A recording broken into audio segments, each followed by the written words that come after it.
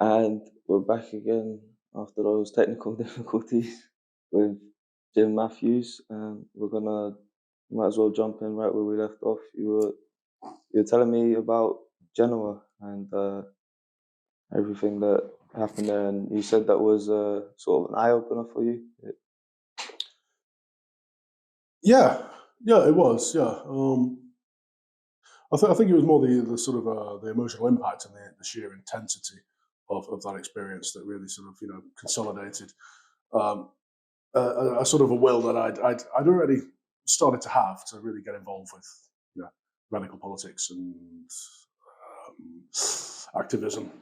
And when you say radical politics and activism, you spoke a bit about what the lead up to Genoa was in terms of protest movement and that. Mm-hmm. But what was the motivation for you politically? Like, what did you see going on that you wanted to change, be it small scale or systemic? What was it that drove you to go to Genoa and then made you committed after that?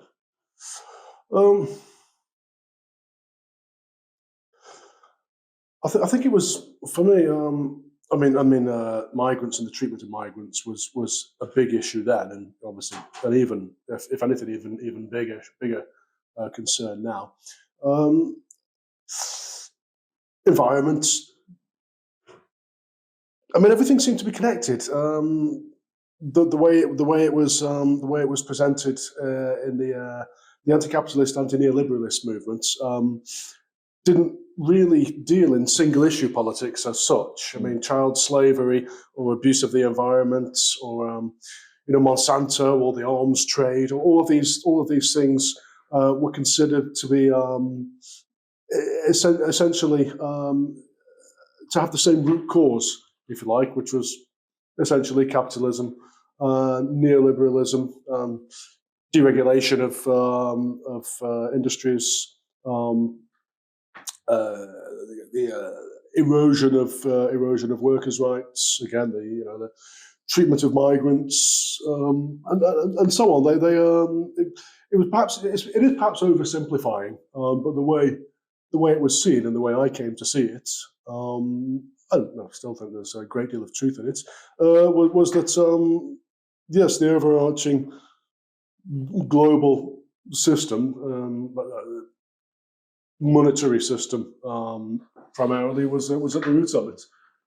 Again, that's obviously a great oversimplification, but I don't think valueless. I think it's perhaps a distortion. Was it things that you were seeing firsthand that made you aware of this? Because obviously we can see all sorts of different problems on the news every day, and I wonder what we can do about them.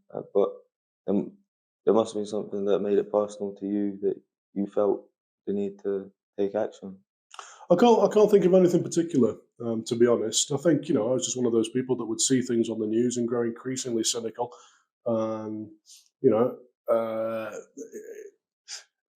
feel increasingly that this is just the way things are. That the corruption. I mean, certainly the way you were talking about growing up, like you felt that you had very little options, and the army was the best option for you, and all that entails. Like, so I could see very much it having an impact on your life. This overarching system that we're talking about. Yeah, so I suppose if the drastic unemployment of the 80s and 90s when it did grow up, if that can be seen to be part again of the same system, and the problem with this is that once you say everything is part of or caused by capitalism, the concept then becomes of less and less value, or seems to. So I think I was quite oversimplistic in my political analysis at the time. But I think it was more that I was drawn towards the movement because here was something that was actually active and real and tangible and doing something. But you wanted change. You wanted to see change. Yeah, but again, I think it was more a draw towards a movement rather than something that had upset me that made me want to. But this movement was the way that you saw change could come about. The only way I was hugely enthusiastic. Yeah, I was hugely enthusiastic at first. Well, just the fact that you were living and knowing that desperately enough that there was a need to change makes it clear enough to me. I think I was quite starry-eyed and quite naive, actually, and lacking in sophisticated analysis in those days, really.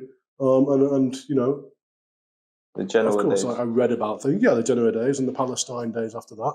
You know, I read about things. I thought I understood a lot of issues, and later on, you know, when I knew more, felt I understood less and less and less. And I think that's quite a typical journey for a lot of people who sort of launch themselves into activism, you know, with a great deal of sort of fervour, and then down the line become more experienced and perhaps more cynical, you know. But yeah, just to make the point though, since you asked me what it was that you know that sort of caused me to want to make a difference. Again, I think it was more of a draw towards movements and groups that seem to have a great deal of energy and positivism and creativity, and really seem to be taking on power, just hope. face to face, rather than being upset about something I'd seen and feeling like I wanted to kick against it. Do you see the difference? Absolutely, yeah. It was more about understanding your mentality, and it sounds like seeing the energy that you're talking about. It sounds like it gave you hope, and it sounds like you needed some hope at that It's a time. good way to put it. Yes. I think that's quite a general. It's certainly a general feeling that you can see a lot of now, but I'm sure it was strong as well in the 80s and that sort of era. I was drawn to something that I saw as positive rather than wanting to be angry and confrontational about something, if you like. Although it did involve, obviously, Genoa involved a lot of physical confrontation. Again, it was more sort of. It felt like we were on the brink of changing things. I mean, those street protests were absolutely massive, and it really did feel, with the results that had been seen in Prague and Seattle and other places, that we were on the brink of overturning some massive global military-industrial capitalist neoliberalist system that we were really having an effect. And of course, that peaked and then receded. But at the time, it was something special. It really, it seemed to be working. Yeah, as I remember you saying yesterday that you were, you felt charged by that. You threw yourself in a lot more. Yeah, absolutely. Yeah. Devastated at the same time, of course, with the events in Piazza Alimondo and the death of Carlo and so on. But at the same time, extremely, like you say, charged, energized. And so you took that on. You spoke about a peak and then a decline. Would you have seen? Would you have been there? I'm talking about the anti-globalization movement itself hit its peak there, and there were one or two other events like Greece and so on, which I didn't go to. A friend of mine did. He's dead now, Simon Chapman. Really brutalized by the police, fitted up, and never recovered from it. Really, but too many times. That peak and then recession. I was talking about that particular iteration of what might be called the movement. Those big international summit protests. That receded, but it evolved. It evolved mainly into an anti-war movement because Palestine was on the agenda very quickly with the Second Intifada and the curfews in the major cities, and of course the Second Gulf War and the invasion of Afghanistan very soon after that. So a lot of that anti-globalization energy, which didn't really know what to do with itself after it had been smashed up in Genoa and then in Greece, went into anti-war protests. And is that how it evolved for you? Yeah, followed it. Yeah. So continued to do street protests and stuff, but Palestine became the next big thing, if you like. It was always on the edge of your mind, sort of. It had been, yeah. And how long would it have been from then that you decided to go and volunteer in Palestine? It was in the same year. Wow. Yeah, it was in the same year, both in 2001, as I remember. Or maybe Palestine was 2002. Perhaps it was. No.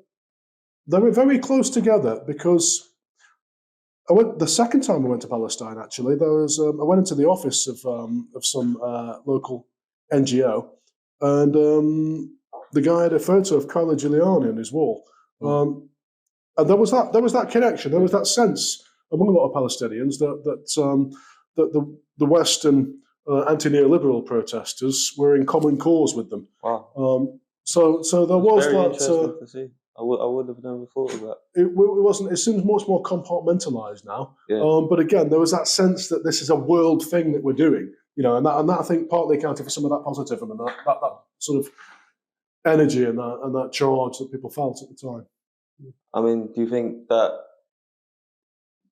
you obviously to some degree, you think that's declined somewhat, the international positivism, the kind of situation where you'd see a photo of an Italian killed by the police in a Palestinian home? I think with Rojava, I think again that those connections resurfaced for a lot of people, including for me. So I think it comes and goes. It comes and goes. Things do get fragmented and atomized and compartmentalized, and I think I think those in power and authority are quite keen to divide. Obviously, the biggest cliche in the world, isn't it? But I think it's sort of those connections can become apparent again and rise to the surface and mean something and be quite strong when the time is when the conditions are right. But obviously, there's lots of differences between these things as well, and I think again it would be naive, almost like hippie naive, to say, well, we're all the same, we're all fighting for the same thing.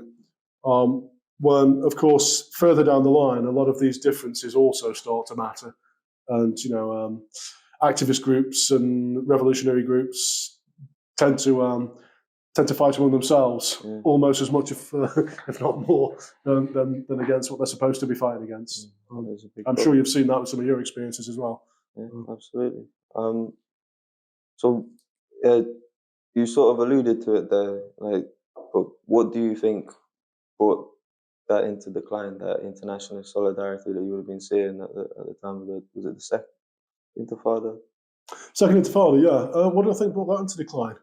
Well, again, I think since the anti-globalization, those big anti-Semitic protests and that huge collectivism, worldwide collectivism, if you like, or perhaps not worldwide, but certainly large parts of the world, that had arisen, got pretty physically smashed up. Again, I think a lot of people didn't really know what to do. They were just broken then. It became physically broken. I think some were, but I think more than that, it just became a bit more physically dissipated. I mean, it just wasn't possible to hold those massive summer protests anymore, and so those obvious connections, those physical connections, were less possible. But again, a lot of that evolved into the anti-war, movement and the pro-Palestinian movement anyway. And by this time, you were back and forth to Palestine. I was, yeah. So that was the first time going out for you. Can you talk about? Yeah, the first time I went out was probably the silliest, really. It was during university term time, and I should just have been, focusing on my studies. But I took a couple of weeks out anyway.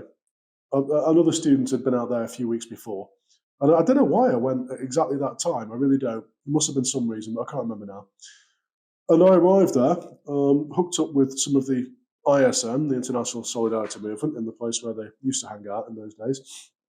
And very soon, there were two actions going on, and people were being invited to join in. And one, a bit of background, at the time, the Nativity Church in Bethlehem was under siege, and Yasser Arafat's compound was under siege as well. There were fighters in the church, and there was fighting, the Israelis were shooting in, and the fighters were shooting out, and so on.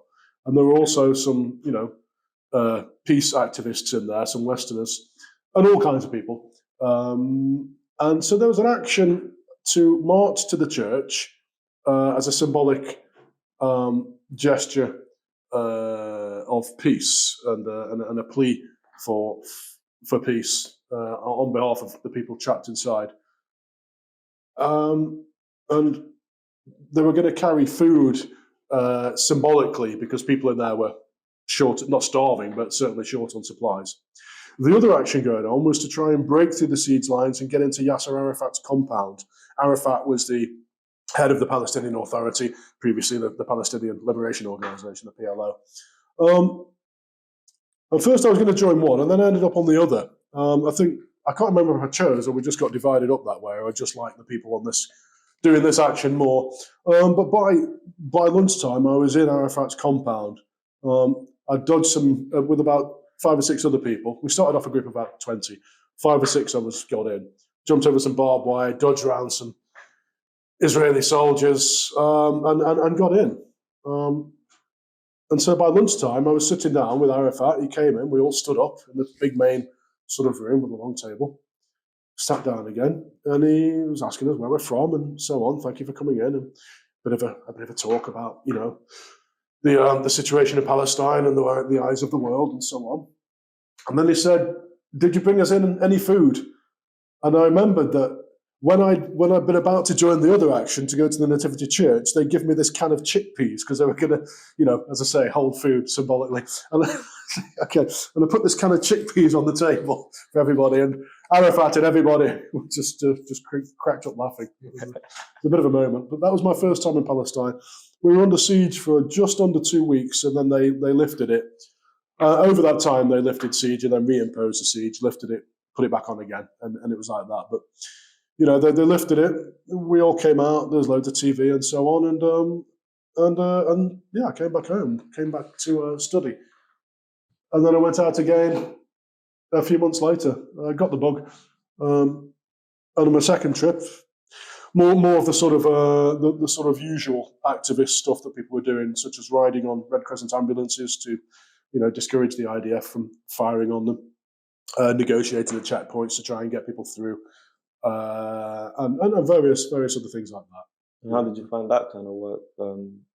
Really enjoyed it. The only annoying side was the activists themselves, to be honest. It wasn't what I expected among a lot of the other activists. There seemed to be a lot of competition and a lot of division, a lot of egos, and people who thought they knew better how to run things, and it really did hamper our effectiveness at times. But still, it was still again, like with the anti-globalization movement, I sort of threw myself into it, quite naively, I think, hugely positive. We could change things here, with enough of us on the ground. And I grew to be a bit more, disillusioned and cynical later on. Again, as can happen, but yeah, still didn't regret going. I came to think after I'd been there a few months on my second trip, what good are we doing? I thought about all the money I'd spent on my flights, and all the other gear that I'd taken, and thought, what would really be best practically to come here and do this, or just to give all the money to some family in a refugee camp like Janine, and leave it at that. And at that point, it was a hard question to answer. Really, I did go to Palestine one more time the following year. A year and a half later, actually, 2004. Yes, about a year and a half later, I did go one more time. But after that, Palestine hadn't diminished in importance for me. It was just the effectiveness and the use of having activists out on the ground. I don't say it's no use, but it was much more of limited, use than what I initially thought, I suppose. I'm still glad people do it. People still do it. I'm still glad they do. But it wasn't something I wanted to dedicate myself to constantly. You'd hope for more. I had, yeah. And again, naively, I think. Yeah. Well, all we can do is hope. Can you talk about any of your experiences in Palestine that might have opened your eyes more or shaped your motivation even more? I can't think of anything particular which sort of, as you say, shaped my motivations. No, to be honest, not really. I mean, if you're open to talk about it, it's fine if you don't want to. But I remember one story in particular you were telling me that sort of illuminates the powerless that you might feel as a Western activist coming there to support. If you remember when you're on the roof with a father. Yes, I don't really think that changed my mind, but it was a very sad day. I just think it Yeah. illuminates quite well the limitations that we have as as well, that we would have as Western volunteers going to help. I think for that father actually, he was glad that we were there. But what happened that day was a father's a father had lost his son, his young adult son. I don't think older than a teenager actually, possibly young 20s. His son had just been randomly shot on the flat roof of his house. Hadn't been doing anything, and the father wanted to clean the blood off of his flat roof. The body had been taken and buried properly, and so on, according to custom. But the flat roof was still covered in blood, and the father was afraid to go up onto his own roof because he thought he might get shot as well. And so he said, "Can one of you?" And this was the dynamic, really. We'd say to we show the IDF that we've got Europeans, Americans, Westerners here on these ambulances or at these checkpoints or around, walking around with the Red Crescent when they have to do house calls and so forth, and hopefully discourage the more casual acts of violence which might take place when it's just Arabs by themselves. And so this dad basically just wanted me to just be up there with him, really. And I watched him, not an old man, but late middle age, let's say, sweating, cleaning this blood off, mopping this blood, and I wasn't sure if it was right to offer to help. I would have done it for him, quite happily. But I thought maybe not. Maybe that's something, a bit more Personal. yeah, personal, a bit more sacred, perhaps. So, yeah, that was just a sad day. I don't know if it's. I don't know if that really affected my outlook. Well, one of the outlook, I just think it's very useful to, with everything that's going on at the moment. Like, anyone's news feed or social media is going to be overwhelmed with stuff coming from there. But it's very important to hear it from a perspective and an accent we know, in a voice that we can relate to, like to be in the I Western asked. back. I was in Gaza one time, just sitting around in the street at night with a bunch of local old guys, and we're having a smoke on the shisha, and I said, "What do you think the best thing is that we can do here?" And they said, "Tell people, go and tell people." So actually, what you're doing with this journalism is probably at least of equal use to any kind of crusading, that I might have got into in my days charging around. But the problem is, you tell people and they don't care, and there's so much going on that to be honest, I don't know what practically is the best thing to do. I think I suppose everybody just has to keep on doing whatever they're good at, All we can and do is temper your try. expectations as well. Yeah. Moderate your expectations, because I've seen a lot of people get burnt out, throw themselves into things, and I'm one of them a bit as well. Like I've said, and I think aid workers and charity workers and people who work in the professional helping sectors or emergency sector, they know this. Doctors, they know that you've got to pace yourself and keep a bit of your personal life separate from the job and from the cause and so on. But a lot of activists don't know this or don't seem to, because when you get into it, I don't know if you've found this from your own experiences, but it becomes your whole life. All your friends become other activists. All you want to talk about is the cause and the politics and so on. And I've seen people get burnt out that way. I really have. I'm very disillusioned. And when you eventually come up against a bit of reality and you realise the limitations of your effectiveness, that can sort of lead to a lot of inward-looking self-loathing, I think, and disillusionment and cynicism. And it seems to be quite a classic pattern. Does that make any sense to you? Yeah, it's definitely something that I can see a lot, especially in this country. And I think if you were to if you were to ask me from my opinion on that, I'd say more than anything, it's a disconnection from what you call like activism, like which is supposedly fighting for what against injustices for the more oppressed communities, but it has to be connected to the communities that you come from. Like I say, there's a reason that we're all motivated to do things to change things, and that comes from where we come from and how we grow up. Always, that's the only thing that shapes us. We'll see. Everyone sees the news. Everyone sees what goes on, but there's something in us that makes us want to do more. And the only unifying factor that I can see is people's experiences in what makes them able to do these things. And it's like it can be a big problem if you. I've definitely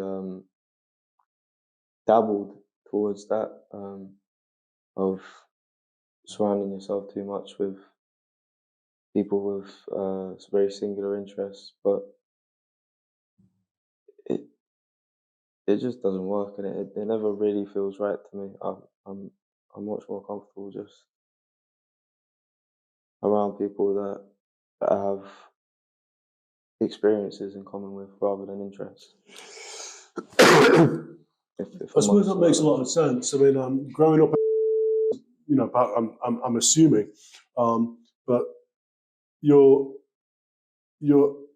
ideological or perhaps philosophical roots possibly stem back to your own background. Oh yeah, absolutely. Whereas for me, it's not. I got out of my town as soon as I could, and I've never really had a community as such.